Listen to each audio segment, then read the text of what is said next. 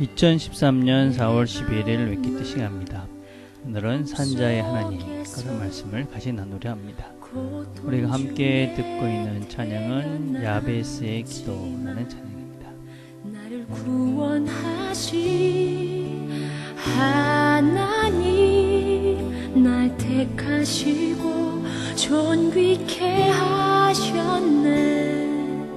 내 평생에 여호와를 섬기며 그 말씀만 따라 살아가리. 주의 집에 나 항상 거하리니. 원컨대 주께서 나에게 복에 복을 더하사 나의 지경을 넓히시고 주의 손으로 나를 도우사 나로 환난을 벗어나 근심이 없게 하옵소서.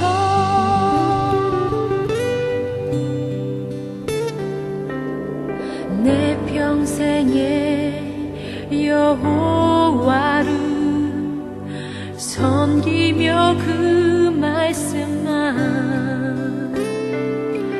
따라 살아가리. 주의 집에 나 항상 거하리니. 원컨대 주께서 나에게 복에 복을 더하사 나의 지경을 넓히시고 주의 손으로 나를 도우사 나로 환난을 벗어나 근심이 없게 하옵소서. 내가 전심으로 여호와께 구하였더니 내 하나님께서 들으시고 내 간구하는 모든 것 허락하셨도다.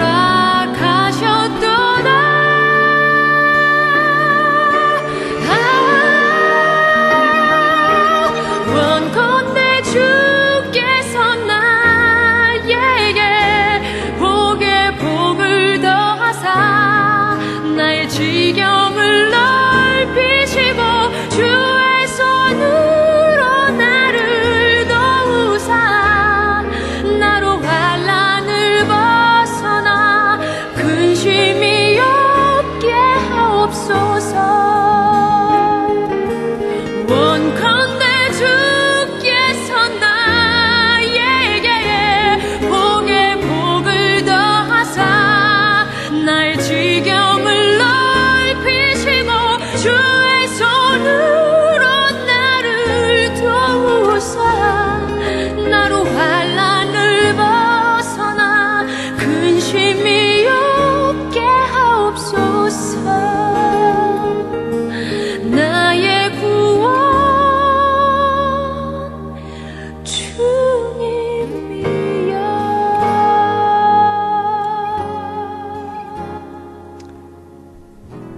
하나님 아버지 감사합니다. 오늘 하루를 시작합니다. 하나님께서 은혜를 베푸시고 함께 하셔서 우리의 기도를 하나님께서 들으신다는 믿음으로 어떤 어려움과 환난 가운데서도 하나님을 믿는 믿음으로 모든 시련을 이기고 근심이 없는 기쁨으로 하루를 살아갈 수 있도록 주께서 축복해 주옵소서.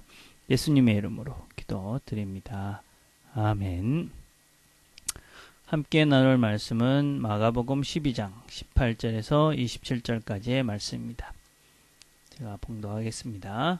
부활이 없다 하는 사두개인들이 예수께 와서 물어 이르되 선생님이여 모세가 우리에게 써주기를 어떤 사람의 형이 자식이 없이 아내를 두고 죽으면 그 동생이 그 아내를 취하여 형을 위하여 상속자를 세울지니라 하였나이다. 7형제가 있었는데 마지가 아내를 취하였다가 상속자가 없이 죽고 둘째도 그 여자를 취하였다가 상속자가 없이 죽고 셋째도 그렇게 하여 일곱이 다 상속자가 없었고 최후에 여자도 죽었나이다. 7사람이 다 그를 아내로 취하였으니 부활 때 곧 그들이 살아날 때에 그 중에 누구의 아내가 되리이까? 예수께서 이르시되 너희가 성경도 하나님의 능력도 알지 못함으로 오해함이 아니냐. 사람이 죽은 자 가운데서 살아날 때에는 장가도 아니가고 시집도 아니가고 하늘에 있는 천사들과 같으니라. 죽은 자가 살아난다는 것을 말할진대 너희가 모세의 책 중에 가시나무 떨기에 관한 글에 하나님께서 모세에게 이르시되 나는 아브라함의 하나님이요 이삭의 하나님이요 야곱의 하나님이로다 하신 말씀을 읽어보지 못하였느냐. 하나님은 죽은 자의 하나님이 아니요 산자의 하나님이시라. 너희가 크게 오해하였도다 하시니라.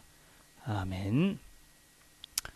우리는 어제에 이어서 이제 바리새인들이 어제는 세금의 문제를 들고 와서 예수님을 올무에 빠뜨리려고 하였다면 이제 바리새인들이 오늘은 사두개인들을 데리고 와서 예수님을 또 다른 시험에 빠뜨려 하고 있습니다. 우리는 어저께 같이 이야기를 나눠봤지만 이 사두개인이라는 사람들은 부활을 믿지 않는 그런 사람들이었습니다. 그리고 어떤 면에서는 이 사두개인과 바리새인들을 함께 할 수 없는 그런 서로 아주 상충된 사람이었음에도 불구하고 예수님을 죽이는 데는 이렇게 시험을 들게 하고 올무에 빠뜨리게 하는 데는 한편에 대해서 지금 예수님을 시험하고 있습니다. 사두개인의 질문은 이런 것입니다. 그 당시에 이 모세 율법 가운데 수혼 제도라는 것이 있었습니다. 그러니까 형제 상속의 결혼 제도는 그 형이 죽고 아들이 없으면 그 죽은 자의 아내가 남편의 동생과 결합해서 후사를 잇게 하는 제도였습니다.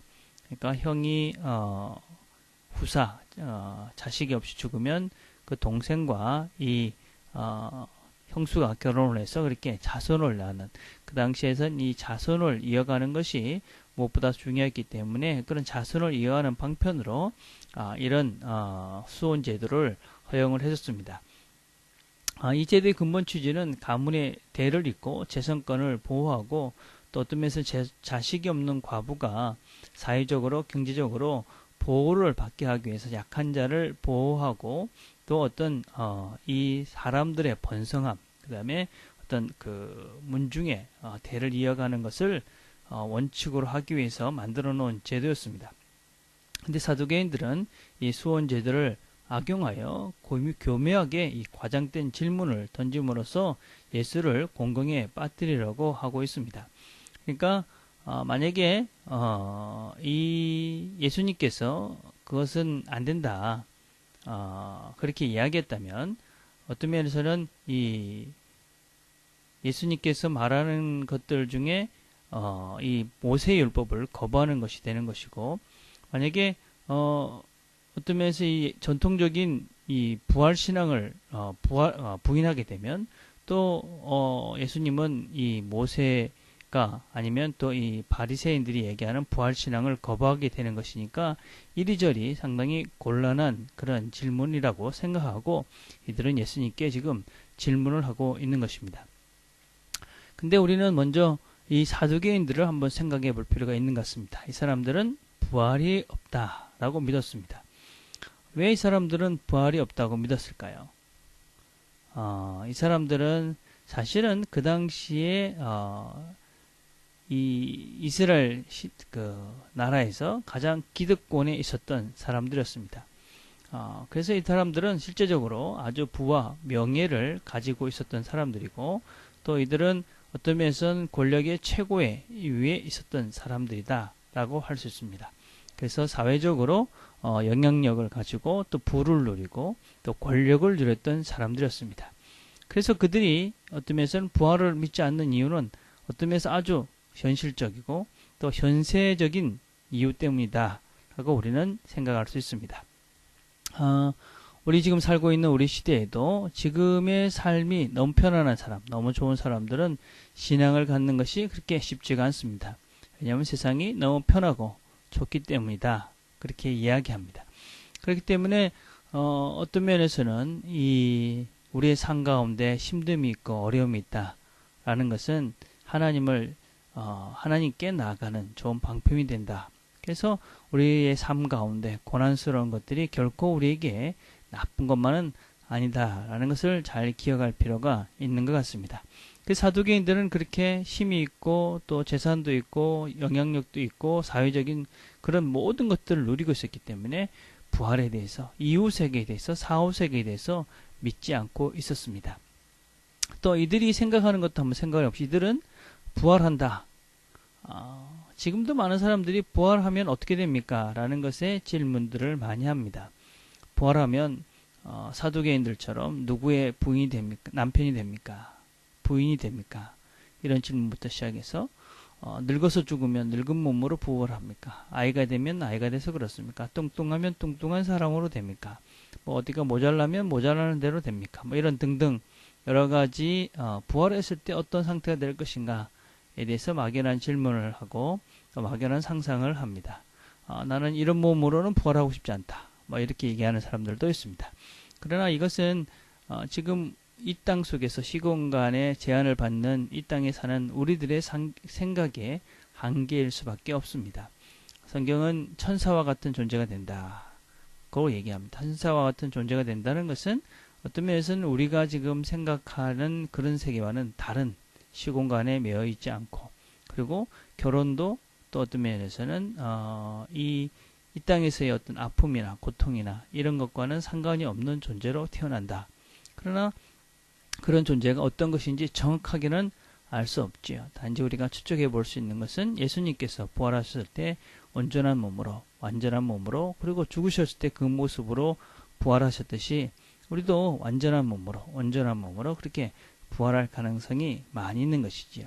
그래서 우리는 어떤 상태인지 정확하게 알 수 없습니다. 그러나 그 알 수 없는 상태지만 분명히 우리가 가질 수 있는 믿음은 완전한 몸으로 부활한다 하는 것입니다. 그래서 우리는 기대가 되고 또 소망을 가지고 완전한 우리의 몸을 기대하며 우리가 부활을 소망하며 살아갈 수 있는 것이죠.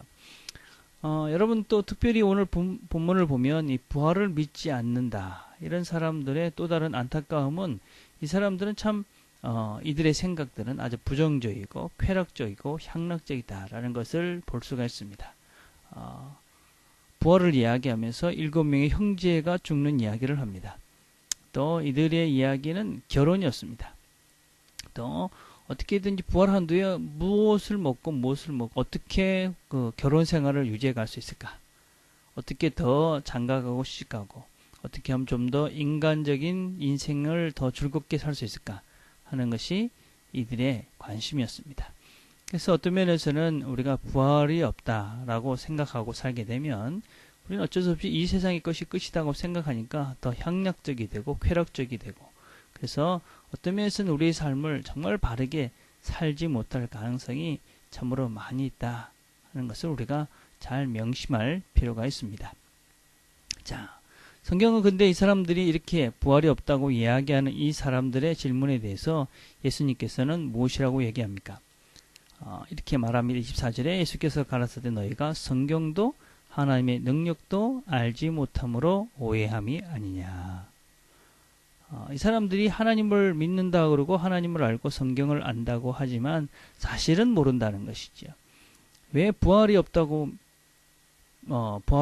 이들이 믿고 있습니까? 하나님의 능력을 모르기 때문에 그렇습니다. 하나님이 세상을 만드셨고 이 모든 것들을 운행하시는 창조주이심을 그들이 올바로 믿고 있을진데 부활을 믿지 못한다는 것은 말이 안 되는 것이지요.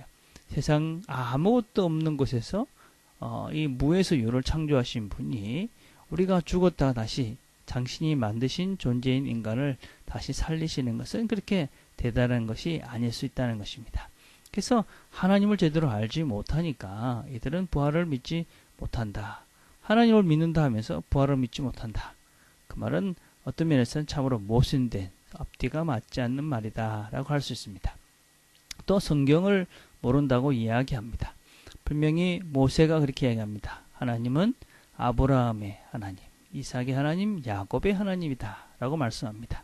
그들 모두는 죽은 자들이지만 지금 그들의 하나님, 살아있는 부활의 하나님임을 모세를 통해서 고백하게 하고 있습니다. 그래서 성경에는 분명히 이 하나님께서 다시 살리신 자들의 이야기가 나오고 부활의 이야기가 이미 구약부터 다 이어져 나고 있습니다. 성경을 모르니까 부활도 믿지 못하는 것이죠. 성경을 우리가 조금 더 깊이 묵상하고 잘 보면 얼마나 많은 곳에서 이 부활에 대한 증거와 또 부활에 대한 사실, 그리고 부활을 소망하며 산 사람들의 이야기를 우리는 곳곳에서 발견할 수 있고 부활의 신앙을 우리가 가져갈 수 있는 것이죠. 특별히 이들이 문제가 된 것은 무엇이냐? 하나님에 대한 오해입니다. 하나님은 죽은 자의 하나님이 아니라 산 자의 하나님입니다. 하나님 안에 있는 자들은 다 산 자들이죠. 그래서 죽어도 살고 살아도 죽고 그것이 아니라 모든 사람들이 우리가 하나님 안에 있으면 죽어도 살게 되는 것이고 살아도 사는 자가 되는 것이죠. 그래서 하나님은 산 자의 하나님이다.